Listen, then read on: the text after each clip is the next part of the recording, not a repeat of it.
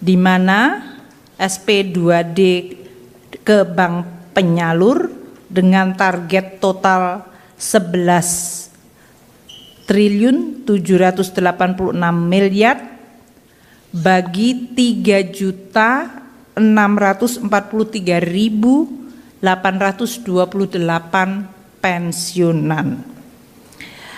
Saat ini telah disalurkan sebesar 11.571,09 miliar rupiah.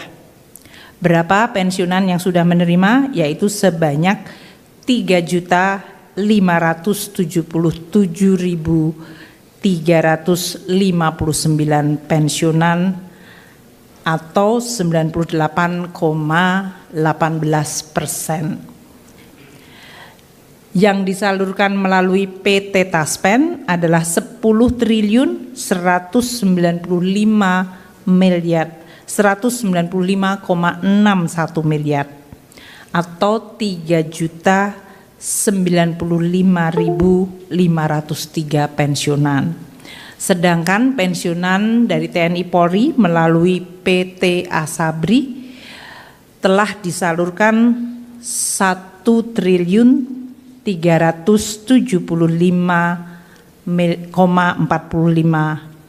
1.375,48 miliar rupiah.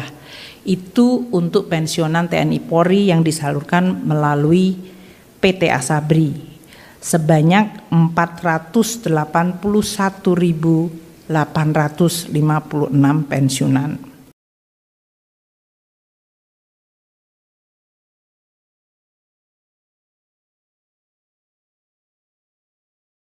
Diberikan sebagai tambahan dari bantuan sosial yang sudah ada di dalam APBN, bantuan anggaran untuk pembelian pompa air bagi Kementerian Pertanian untuk bisa mengairi sawah-sawah yang mengering, bantuan untuk subsidi pupuk yang dinaikkan sehingga memberikan jaminan petani bisa bertanam dengan pupuk yang ada dan affordable. Di sisi lain di sektor keuangan pasar semester 1. Tak heran tadi Pak Mahendra menyampaikan di semester 1 indeks harga saham mencapai terendah dalam tahun ini. Kita merasakan semester 1 adalah tekanan yang begitu berat. Bagi kami di Kementerian Keuangan, penerimaan pajak SPT yang disampaikan masyarakat bulan Maret untuk orang pribadi dan bulan April untuk perusahaan sudah menunjukkan tanda-tanda koreksi yang sangat dalam. Penerimaan kita semester 1 mengalami kontraksi yang cukup dalam. Ini semuanya adalah yang kita lalui pada terutama semester 1. Baru pada bulan Agustus kita sedikit penerimaan kita semester 1 mengalami kontraksi yang cukup dalam. Ini semuanya adalah yang kita lalui pada terutama semester 1. Baru pada bulan Agustus kita sedikit melihat ada the light at the end of the tunnel, a little bit. Just a sliver of light. Moga-moga bukan kereta api yang nabrak kita gitu ya. Dan memang mulai terjadi beberapa perbaikan. Namun kemudian episode dunia diambil alih oleh peristiwa politik. Baik itu yang terjadi di Timur Tengah maupun hasil pemilu di Amerika Serikat yang menimbulkan dampak terhadap apa proyeksi yang akan terjadi terhadap perekonomian terbesar di dunia yaitu Amerika Serikat. Kita 2 minggu yang lalu disuguhi dengan drama kemungkinan Amerika bisa default karena tidak ada kesepakatan mengenai APBN-nya. kita lihat banyak drama negara, APBN tidak disepakati menyebabkan pemerintah menjadi berubah. Dari mulai Perancis, Perdana Menteri harus resign 2 kali. Inggris yang terjadi perubahan pemerintahan. Di Jerman hari ini tekanan sangat tidak mudah karena faktor APBN. Oleh karena itu Bapak Presiden menyampaikan kepada saya untuk disampaikan di forum yang baik mengawali tahun 2025. Beliau untuk pertama kali seorang presiden datang ke Kementerian Keuangan mau lihat tutup buku APBN-nya. Mungkin beliau juga ingin lihat berapa uang akhirnya yang ada di sana gitu. Namun kunjungan beliau itu luar biasa karena itu adalah kunjungan kerja, bukan kunjungan seremonial. Sehingga kami bekerja seperti biasa menutup tahun anggaran dan kemudian beliau hadir bahkan berinteraksi secara langsung dengan kami semua, dengan seluruh pejabat dan memberikan arahan.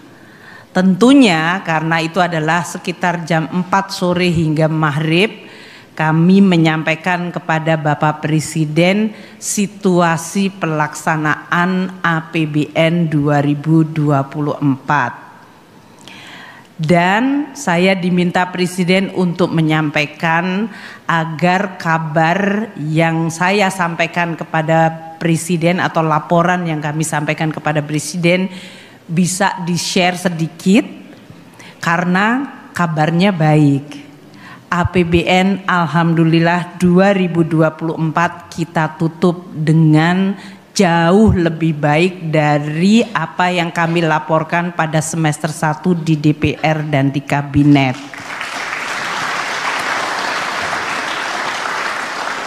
Penerimaan negara yang tadi saya sampaikan di semester 1 mengalami tekanan dan kontraksi luar biasa, di semester 2 sudah mulai pulih dan pada akhir tahun bahkan masih tumbuh meskipun tidak tinggi tapi cukup decent untuk situasi yang begitu tidak mudah. Tumbuh dari tahun lalu meskipun tidak tercapai target karena target 2024 waktu itu dibuat cukup tinggi.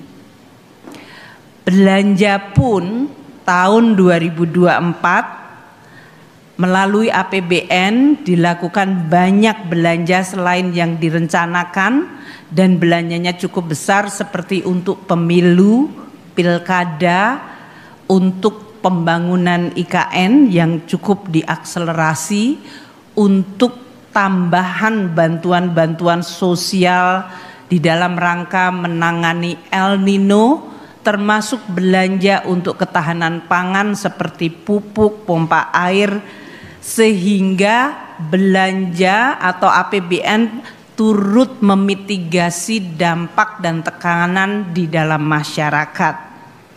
Oleh karena itu belanja tumbuh tinggi di kementerian lembaga, bahkan tumbuhnya double digit. Dan keseluruhan tumbuhnya melebihi dari 6%. Saya belum bisa menyampaikan karena harusnya press conference nanti di Kementerian Keuangan. Namun karena diinstruksikan Presiden jadi harus sedikit di-spill pada pagi hari ini. Saya mulai harus memilih mana yang harus saya spill dan saya harus tunggu untuk press conference kami nantinya. Namun saya sampaikan defisit APBN 2024 mendekati undang-undang APBN awal. Ini adalah hasil yang luar biasa. Lebih kecil, jauh lebih kecil dari laporan semester yang waktu itu diprediksikan 2,7. Jauh lebih kecil. Artinya APBN kita tutup di tahun 2024 dengan relatif sehat, aman, dan itu menjadi bekal yang kuat untuk memasuki 2025. Kami memahami bahwa mengelola ekonomi bukan tanggung jawab satu institusi apalagi satu orang. Oleh karena itu pemerintah berterima kasih kepada seluruh komponen Bank Indonesia, OJK, LPS, dan kami sendiri di kabinet. Terima kasih Pak Rosan dan Pak Budi untuk hadir pada pagi hari ini untuk menunjukkan spirit yang selalu Bapak Presiden sampaikan. Bangsa yang ingin maju adalah bangsa yang mampu menjaga persatuan dan kesatuan. Tidak ada bangsa maju kalau konflik terjadi terus-menerus, baik di level elit maupun di level akar rumput. Di dalam hal ini saya mengulangi lagi apa yang disampaikan Bapak Presiden pada malam di Bank Indonesia. Sinergi adalah keharusan. Sinergi bagi kita semua, pemerintah dan juga seluruh komponen kementerian, lembaga dan lembaga-lembaga terutama di bidang jasa keuangan. Tadi telah disampaikan oleh Pak Mahendra 4 request. Saya tadi screenshot untuk itu supaya saya bisa merespons langsung gitu kan. Karena saya diminta mewakili Presiden. Permohonan dukungan kepada pemerintah untuk pasar modal Indonesia. 1. Penyempurnaan kerangka pengaturan di sektor keuangan dan penyelesaian produk turunan Undang-Undang P2SK. Yuk kita selesaikan Pak Mahendra sama-sama.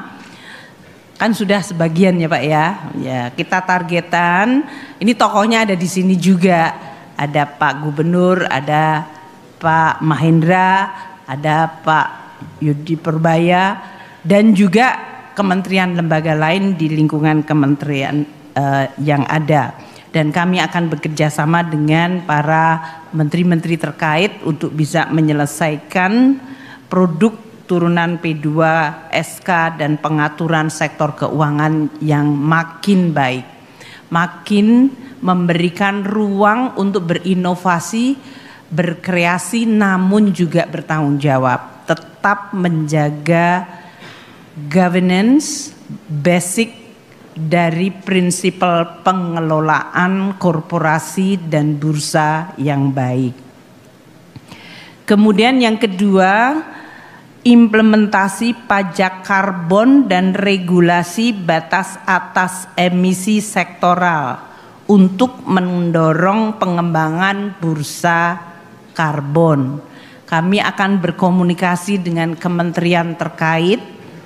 Kalau hari-hari ini kalau ngomong pajak ada yang sering sudah nyelomotin saya sering banget. Jadi kami akan terus berkoordinasi dengan para menteri terkait dan lembaga terkait, terutama dengan Kementerian Perdagangan, karena tadinya juga dalam hal ini kita terus akan memperkuat termasuk berbagai instansi seperti Kementerian ESDM dan bahkan transportasi. Yang ketiga yang diminta oleh Pak Mahendra atas nama seluruh pelaku pasar modal Indonesia yaitu dukungan paket kebijakan insentif dan stimulus termasuk kebijakan perpajakan untuk pengembangan sektor prioritas. Kemarin Bapak Presiden telah mengumumkan waktu berada di Kementerian Keuangan bahwa untuk pelaksanaan Undang-Undang HPP PPN 11% atau dalam hal ini penghitungan pembebanan PPN tidak berubah. Jadi itu adalah sebetulnya implisit karena di dalam Undang-Undang APBN tadinya sudah diamanatkan, itu implisit mengurangi beban yang nyata bagi masyarakat. Namun di sisi lain Pemerintah dalam hal ini Presiden telah meminta kita mengumumkan paket stimulus. Sebetulnya tadinya sebagai bentuk untuk mengurangi dampak dari penerapan Undang-Undang HPP tersebut, yaitu kenaikan PPN 11 ke 12. Meskipun PPN-nya tidak jadi naik dan hanya naik untuk very selected item, paket stimulusnya tidak ditarik, Pak Mahendra.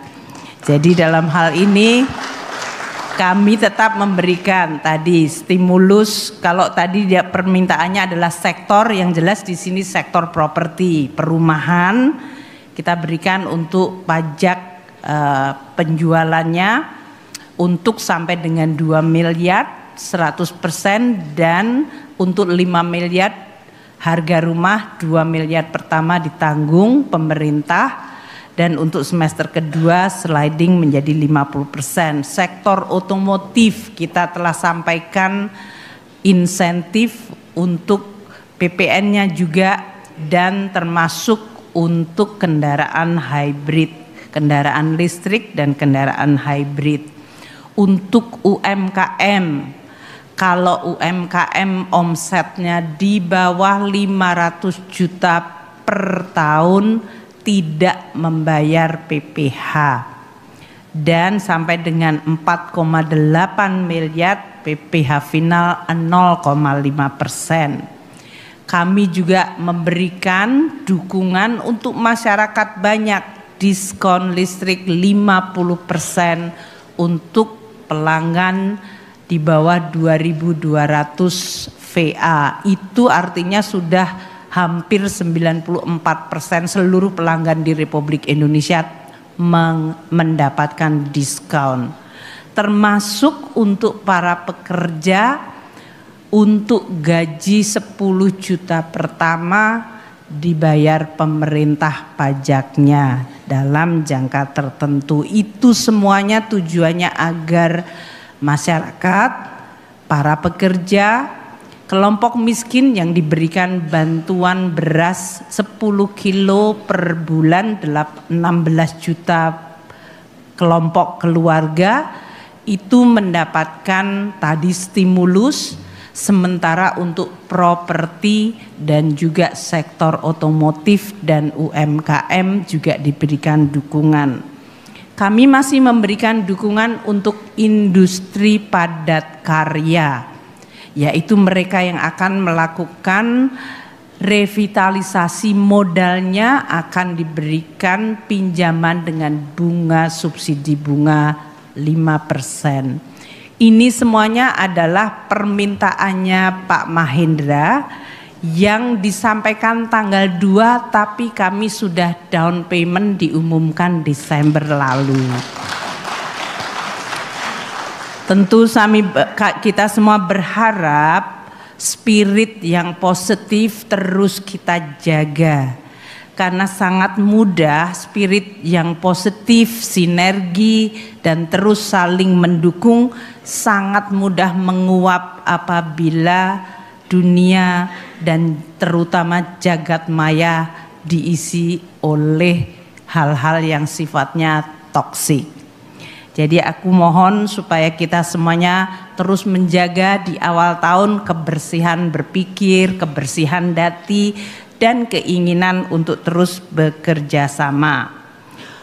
Untuk kemudian menjaga Indonesia, merawat Indonesia, membangun Indonesia, melindungi Indonesia dari berbagai kemungkinan guncangan. Karena seperti tadi disampaikan, tahun 2025 kita masih akan dihadapkan terus-menerus ketidakpastian geopolitik yang akan terus terjadi, yang berimbas kepada ekonomi. Kita juga sudah melihat banyak negara, terutama bahkan yang disebut G7. G7 itu adalah negara terkaya yang open, yang menjadi satu grup powerful. Hampir semua G7 sekarang menghadapi situasi politik dan ekonominya tidak baik. Jadi ini pasti memberikan imbas kepada seluruh dunia. Permintaan Pak Mahendra terakhir, dukungan kementerian, lembaga dan seluruh pemangku kepentingan dalam program pendalaman pasar. Ini juga kami lakukan. Kami terus terbuka untuk ide-ide yang lain.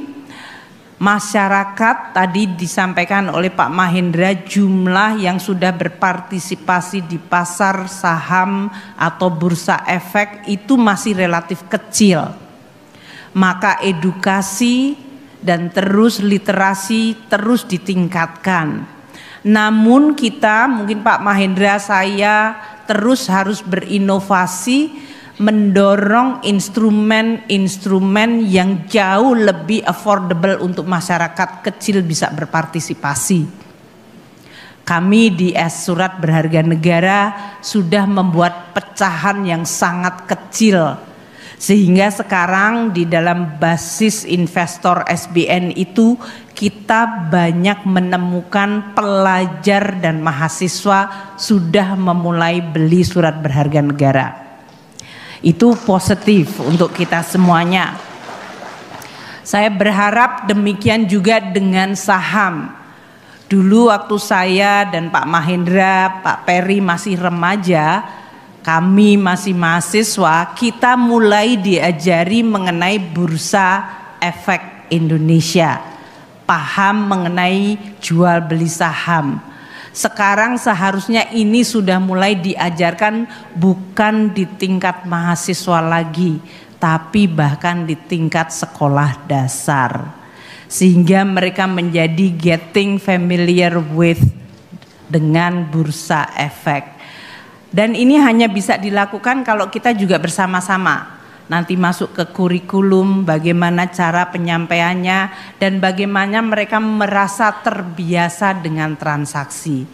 Tentunya kalau masyarakat sudah mulai mendiversifikasi tabungan dan menciptakan pendalaman, kita juga bertanggung jawab Pak Mahendra untuk agar saham-saham yang dijual belikan adalah saham-saham yang sehat, yang berasal dari fundamental perusahaan-perusahaan yang dikelola dengan tata kelola yang baik, sehingga masyarakat tidak merasa bahwa mereka membeli sebuah surat berharga yang ternyata tidak berharga. Ini adalah tantangan kita semua. Saya ingin mengakhiri dengan menyampaikan kepada Bapak dan Ibu sekalian pesan Bapak Presiden. Indonesia adalah negara kaya. Kita memiliki banyak sekali kekayaan alam dan kita punya posisi geostrategis yang luar biasa. Dengan kekayaan negara dan amanat para pendiri bangsa kita untuk terus mengelola perekonomian Indonesia dengan azas kekeluargaan, itu artinya kita harus terus peka terhadap kesejahteraan seluruh rakyat Indonesia. Mengelola berdasarkan azas kekeluargaan adalah memanfaatkan seluruh kekayaan negara agar bisa dinikmati dan menciptakan kemakmuran di Indonesia. Ini berarti kita semua harus bekerja keras, melakukan pekerjaan rumah kita, ikut menyumbang dalam memperbaiki, memperkuat dan mendorong kemajuan. Jangan kita menjadi kelompok yang justru memperlemah. Saya berharap pesan dari Bapak Presiden yang sudah sering disampaikan dan terutama untuk komunitas sektor jasa keuangan juga bisa memiliki gelombang yang sama dengan pemerintah. Sehingga kita bersama-sama ayo jaga Indonesia, perkuat Indonesia, gunakan seluruh anugerah Tuhan yang Maha Esa kepada bumi, kepada rakyat Indonesia untuk sebaik-baiknya kemakmuran rakyat kita. Terima kasih, selamat kepada seluruh pelaku Bursa Efek Indonesia. Semoga tahun 2025 Anda akan continue hijau seperti ini sampai akhir tahun nanti. Terima kasih semuanya. Bismillah, kita mulai tahun ini dengan baik.